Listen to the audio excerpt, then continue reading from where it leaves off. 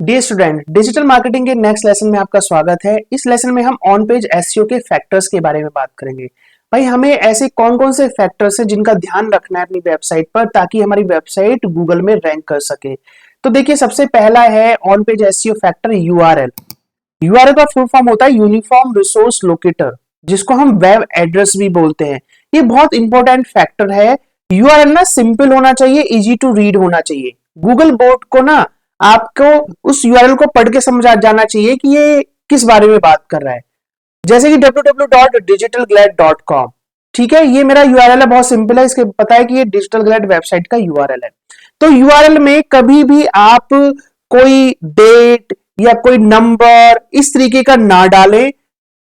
आपको गूगल को कंफ्यूज नहीं करना है कि ताकि यूआरएल से ही पता लग जाए कि ये किस बारे में है। अभी मैं दिखाता हूं कैसे, चलो जानते हैं। जैसे कि अगर मैं आपको यहां पे सर्च करूं, ये मैंने वेबसाइट सर्च करी और आप देखिए यहां पर इसने वेबसाइट का ये तो एड्रेस हो गया, ये तो वेबसाइट का एड्रेस है यहां से लेके यहां तक, ठीक है। इसके बाद ये वेब डेवलपर्स जयपुर, ओके, यहां पर इसको पता है कि वेब डेवलपर्स की बात हो रही है, जयपुर की बात हो रही है, ओके। अगर मैं बात करूं इसकी, ठीक है, और अगर मैं कोई भी किसी भी यूआरएल पे जाता हूं, लेट्स से मैंने यहां पर ये वाला चूज किया, तो देखो यहां पर ना क्लियर पता है ई कॉमर्स वेबसाइट डेवलपर्स के बारे में बात हो रही है। अगर यहां पर आपका कोई नंबर दिख रहा होता है या कुछ भी ऐसा कोई ऐसा वर्ड होता है जो पढ़ने में नहीं आता, रीडेबिलिटी नहीं होती, तो वो नहीं होना चाहिए। यहां पे पता है ये तो वेबसाइट का यूआरएल हो गया, ठीक है, यहां से लेकर यहां तक, और इसके बाद है ये ई कॉमर्स वेबसाइट डेवलपर्स, ये हो गया कीवर्ड, और कीवर्ड बिल्कुल सिंपल है, ये पूरा का पूरा यूआरएल बहुत ही सिंपल, इजी टू रीड है, ठीक है जी। नेक्स्ट बात करते हैं।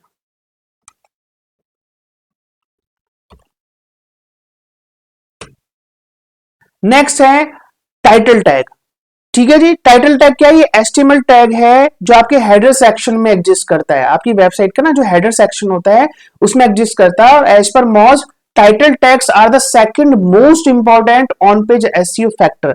जो भी कीवर्ड पर आप रैंक करना चाहते हैं उस कीवर्ड को आपको टाइटल टैग में जरूर डालना चाहिए। जैसे कि online cake delivery in Delhi, अगर आपको इस कीवर्ड पर रैंक करना है, आपको पता है कि यार ऑनलाइन हम ऑनलाइन केक डिलीवरी कराते हैं, तो आपको दिल्ली में, तो आपको online cake delivery in Delhi जब भी कोई सर्च करे, आपकी वेबसाइट सर्च में आए, उसके लिए आपको ना online cake delivery in Delhi आपको टाइटल टैग में डालना पड़ेगा, ठीक है। ये कीवर्ड देखो, जैसे इन्होंने डाल रखा online cake delivery in Delhi, अभी मैं बताऊंगा आगे, एक साथ बताऊंगा। दूसरा है मेटा डिस्क्रिप्शन, ठीक है जी। मेटा डिस्क्रिप्शन क्या है? ये भी एचटीएमएल एट्रीब्यूट है। ये वेब पेज की समरी, ये वेब पेज किस बारे में है उसकी एक समरी यहां दे देता है। जैसे कि अगेन वही same keyword online cake delivery in Delhi, तो यहां पर क्या है, देखो आप देखो यहां पर मेटा डिस्क्रिप्शन में दिल्ली केक ये सब वर्ड्स आ रहे हैं ना, राइट। यही है कि जहां पर जिससे आप गूगल को पता लग जाता है टाइटल टैग्स मेटा डिस्क्रिप्शन से कि ये पेज किस बारे में है।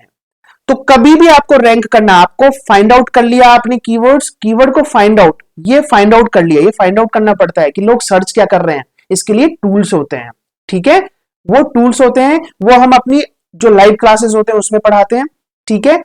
Online cake delivery in Delhi ये कीवर्ड है, इसके लिए आपने टाइटल टैग और मेटा डिस्क्रिप्शन दोनों में डाल दिया। अभी मैं दिखाता हूं आपको कैसे। देखो, online cake delivery in Delhi, अब देखो बैकिंग को आएगी नहीं आएगी वो अलग बात है, हालांकि बैकिंग को ही आई है, ओके। अब आप देखो बैकिंग को ही आई है, online cake delivery in Delhi, ये जो है इसको बोलते हैं टाइटल टैग, और ये वाला जो पार्ट है इसको बोलते हैं title description. Online cake delivery in Delhi, आप देख रहे हो डिस्क्रिप्शन में भी आ रही है ये, और online cake delivery in Delhi Meta tag में भी आ रही है। तो आपको सबसे पहले ये दो में जरूर डालना है। अभी जिसने भी बेकिंगो की एसईओ किया है, he is an SEO expert, okay.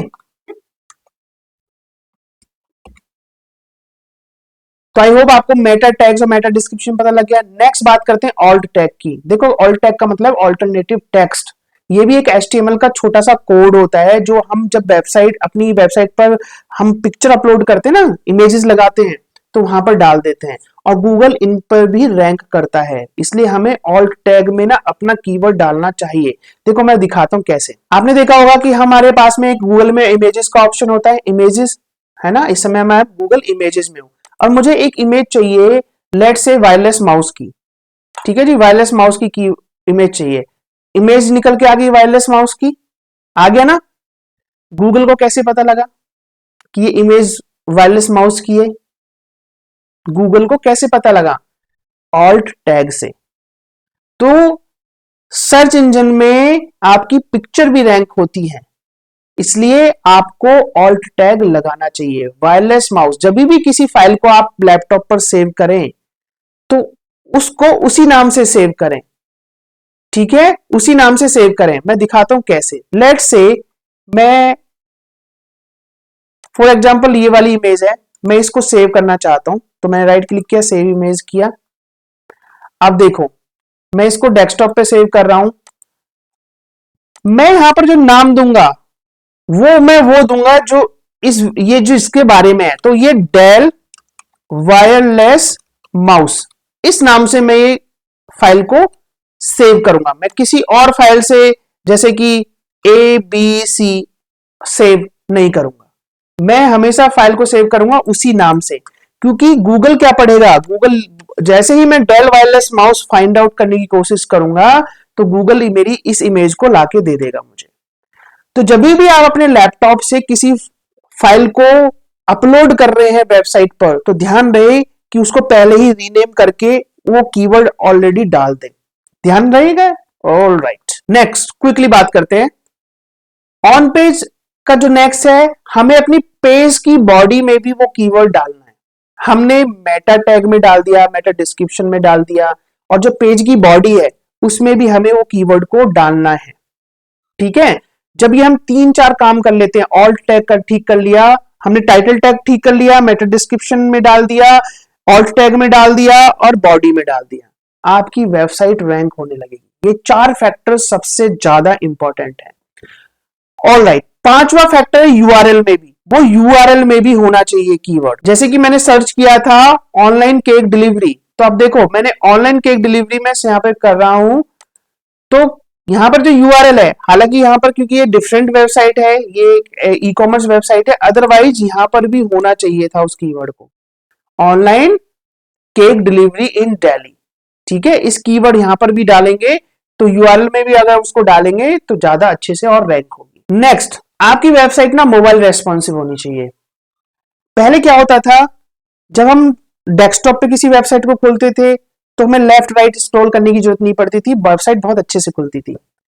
फिर हमने मोबाइल पे खोलना, मोबाइल आ गया, मोबाइल पे खोलना शुरू किया, तो मोबाइल पे जब हम किसी वेबसाइट को खोलते थे तो लेफ्ट राइट हमें, क्योंकि टेक्स्ट बहुत लंबा होता था तो उसको, और स्क्रीन साइज थोड़ा छोटा हो गया हमारी मोबाइल का, भाई डेस्कटॉप के बजाय मोबाइल तो छोटा ही होता है ना, तो हमें लेफ्ट राइट स्क्रॉल करना पड़ता था। आज की डेट में मोबाइल रेस्पॉन्सिव वेबसाइट आती हैं, यानी कि वो अपने आकार को खुद ही चेंज कर लेती हैं और एडजस्ट हो जाती हैं आपकी मोबाइल की स्क्रीन पर, और लेफ्ट राइट स्क्रॉल करना नहीं पड़ता, हमें सिर्फ ऊपर नीचे स्क्रॉल करना पड़ता है। उसको बोलते हैं मोबाइल रेस्पॉन्सिव। मोबाइल रेस्पॉन्सिव होना बहुत जरूरी है और ये बहुत ही क्रिटिकल है। गूगल ने कंफर्म कर दिया है कि जो वेबसाइट मोबाइल फ्रेंडली होगी वही वेबसाइट रैंक होगी। ठीक है, ये इसका सोर्स है, यहां जाके पढ़ लेना। अब आपको कैसे पता लगेगा कि मेरी वेबसाइट मोबाइल रेस्पॉन्सिव है या नहीं है? उसके लिए ये यूआरएल है https search.google.com test mobile friendly. इस पे जाइए, ये मैं डिस्क्रिप्शन में भी दे दूंगा, और अपनी वेबसाइट का यूआरएल डाल के वहां पे टेस्ट कर सकते हैं कि मेरी वेबसाइट मोबाइल रेस्पॉन्सिव है या नहीं है। तो mobile responsive is the next factor. देखो क्वेश्चन वही था ना कि गूगल ने उन्हीं 3 वेबसाइट को क्यों रैंक किया था, या अगर मैंने ऑनलाइन बेकरी या online cake delivery in Delhi लिखा है तो जो बेकिंग की वेबसाइट ही उसी को क्यों रैंक किया था, क्योंकि वो ये सारे फैक्टर को मीट करती है। ये सारे फैक्टर वहां पर हैं। Next, on page SEO factor है SSL certificate, secure socket layer. इसका मतलब क्या है कि जब SSL होता है तो आपकी वेबसाइट सिक्योर होती है। मैं दिखाता हूं इसको प्रैक्टिकली। जैसे हमारी वेबसाइट है, जैसे कि हमारी वेबसाइट है digitalglad.com, ठीक है जी। अब आप देखो digitalglad.com, यहां पर देखिएगा digitalglad.com है, यहां पर एक लॉक लगा है। लॉक में क्या लिखा है? Connection is secure. ये जो जहां पे भी लॉक लगा होगा ये वो है कनेक्शन इज सिक्योर। उस पर क्लिक कीजिए, यहां पे लिख रहा है, अब आप देखिए, your information for example password और credit card number is private when it is send to this site. मतलब मैं जो भी इंफॉर्मेशन इस साइट पे भेज रहा हूं वो मेरी सिक्योर्ड है। बहुत बार पहले क्या होता था कि एक लॉक नहीं होता था, SSL नहीं है, और आपने कुछ परचेज कर रहे हो आप किसी वेबसाइट से और आपने क्रेडिट कार्ड की डिटेल डाल दी तो वो चोरी हो जाती थी और लोगों के क्रेडिट कार्ड से पैसे गायब हो जाते थे। तो ये ना हो इसलिए ये SSL से होता है, इसको बोलते हैं SSL, ठीक है।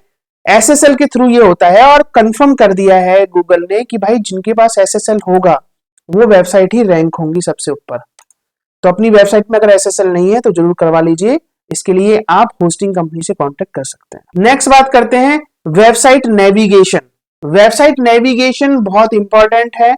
आपका जो वेबसाइट का नेविगेशन है, जहां पर आपके एक दूसरे से लिंक हैं पेजेस, वो बहुत अच्छा होना चाहिए। मैं प्रैक्टिकली दिखाता हूं। अगेन हम अपनी वेबसाइट पे आ गए। अब आप देखो, किसी को ऑल कोर्सेज के बारे में जानना है ना, लेट से किसी को ऑल कोर्सेज, तो वो ऑल कोर्सेज यहां पर है, क्लिक कीजिए, ऑल कोर्सेज के वाले पेज पर चला गया, ठीक है। किसी को अबाउट अस के हमारे बारे में जानना है, अबाउट अस पेज पे चला गया, ये देखो अबाउट अस। किसी को कॉन्टेक्ट अस पे जाना है, हमसे कॉन्टेक्ट करना है, तो देखो सिंपल है, कॉन्टेक्ट अस पेज पे गए। यानी कि एक पेज से दूसरा पेज लिंक है, उसको ढूंढना नहीं पड़ रहा है, इस पेज पे रहते हुए उसको सारी चीजें दिख रही हैं, ठीक है ना। सारी रिफंड पॉलिसी, प्राइवेसी पॉलिसी, सब कुछ लिंक यहां है।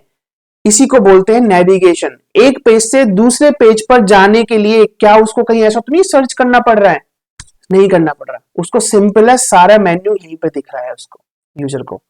तो आपकी वेबसाइट इंटरलिंक होनी चाहिए, नेविगेशन अच्छा होना चाहिए, ठीक है। ध्यान रखें कि आपको मेन्यू यहाँ पे होना चाहिए, बॉटम में जो ये है ना, यहाँ पर आपको सारे लिंक्स डालने हैं और बंदे को ढूंढना ना पड़े आपकी कि सपोर्ट अगर कांटेक्ट करना है तो उसको ढूंढ रहा है कि भैया कांटेक्ट अस का बटन कहाँ है। ऐसा नहीं होना चाहिए। नेविगेशन अच्छा, एक पेज से दूसरे पेज लिंक होना चाहिए। Okay, alright. नेक्स्ट है वेबसाइट स्पीड। देखो, more than 50% of the website visitors leave your website without taking any action if it doesn't load with in 3 second. अगर आपकी वेबसाइट 3 सेकंड के अंदर लोड नहीं हो रही है तो वो आपकी वेबसाइट को छोड़ के चला जाएगा। ये स्टडी है, ठीक है। तो आपकी वेबसाइट जल्दी से फास्ट लोड होती है नहीं होती है वो बहुत जरूरी है। कैसे देखेंगे? देखिए, सबसे पहले तो आप खुद ही देख सकते हैं, उसके बाद टूल्स भी आते हैं। तो मैं अपनी डिजिटलग्लैड की वेबसाइट खोलता हूं। देखो अभी मैं क्लिक करने वाला हूं, मैंने क्लिक किया और क्लिक करते ही विद इन 3 सेकंड ये ओपन होगी, क्योंकि हमने अपनी वेबसाइट को ऑप्टिमाइज किया हुआ। ये कौन करता है? इसके लिए भी बहुत सारे फैक्टर्स हैं जो आपको ध्यान में रखने हैं, जैसे कि इमेज बहुत ही हैवी नहीं होनी चाहिए और उस पेज पर जितनी भी इमेजेस हैं वो कंप्रेस्ड होनी चाहिए, ठीक है। जितनी भी इमेजेस हैं वो कंप्रेस्ड होनी चाहिए। अगर ज्यादा हैवी इमेज होंगी तो पेज बहुत हैवी हो जाएगा, पेज हैवी हो जाएगा तो लोड होने में टाइम लगेगा अगर आपका सर्वर फास्ट नहीं है। दूसरा फैक्टर ये है कि जो आपकी होस्टिंग कंपनी है, ठीक है, उससे बात कीजिए, क्योंकि जब वो सर्वर, हम मोस्टली शेयर्ड सर्वर पर हम स्पेस लेते हैं अपनी वेबसाइट के लिए, शेयर्ड होस्टिंग खरीदते हैं, तो उसी सेम सर्वर पर बहुत सारी वेबसाइट्स क्या होती हैं, होस्ट होती हैं, तो इट टेक्स टाइम। तो आपको क्या करना है, अपनी होस्टिंग भी बेटर करनी है।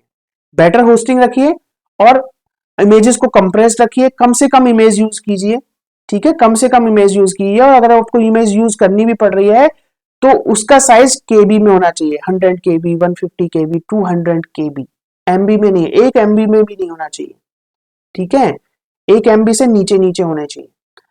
ऑलराइट, सो ये भी बहुत फैक्टर है। अब देखो ये क्यों है, ऐसा क्यों है?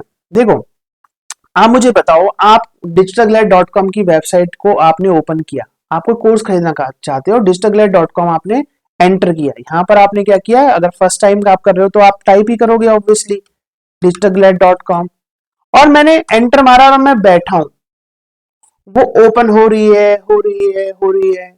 1 minute, 1 second, 2 second, 3 second, 4, 5, 10, 15 second हो गए हैं, अभी तक वो लोड ही हो रही है। ऐसी वेबसाइट को आप पसंद करेंगे क्या? तो गूगल भी नहीं चाहता कि मैं अपने यूजर को सर्च रिजल्ट में ऐसी वेबसाइट दिखाऊं जिसको ओपन होने में ही इतना टाइम लग रहा है ना? मैंने बताया ना, गूगल का मकसद क्या है? अपने यूजर को बेस्ट एक्सपीरियंस देना। ठीक है जी, चलिए बात करते हैं नेक्स्ट की। ऑलराइट, सो ये सारे फैक्टर्स हैं। अभी आपको मैं बता देता हूं बेसिक एसईओ में क्या आपको देखना होता है। देखो, इसके लिए ना आपको ज्यादा कुछ नहीं करना है। आपकी अगर वर्डप्रेस की वेबसाइट है तो आपके पास में बहुत सारे ऐसे प्लगइन्स हैं, जैसे कि आप प्लगइन यूज कर सकते हो योस्ट एसईओ। योस्ट एसईओ एक बहुत अच्छा प्लगइन है जिसमें आपको सब कुछ दिखता रहता है कि you are using focused keyword in the SEO title, you are using the focus keywords in description, URL focus keyword है, आपके फर्स्ट 10% कंटेंट में वो कीवर्ड है। तो अब आप ये कंफ्यूज नहीं होना कि भाई मैं ये सब करूंगा कैसे। योस्ट एसईओ प्लगइन को इंस्टॉल करो, है ना? आपको वेबसाइट बनानी तो आती होगी, नहीं आती है तो हमारा कोर्स खरीदो फटाफट। ठीक है, कोर्स में इनरोल हो, फ्री कोर्स भी है एक, उसमें इनरोल हो जाइए, वेबसाइट बनाना सीखिए। जब वेबसाइट बनाना सीखेंगे वहां पर ये आपको ये भी पता लग जाएगा कि प्लगइन कैसे इंस्टॉल करना है। प्लगइन इंस्टॉल कीजिए योस्ट एसईओ, और फिर आपको ये भी पता लग जाएगा कि Meta description, Meta tag, URL में कीवर्ड कैसे डालना है। ठीक है जी, तो इजी है, कंफ्यूज नहीं होना है। तो आई होप आपको ऑन पेज एसईओ के फैक्टर्स पता चल गए हैं। हम नेक्स्ट लेसन में बात करेंगे ऑफ पेज एसईओ फैक्टर्स की। तो मिलते हैं नेक्स्ट लेसन में।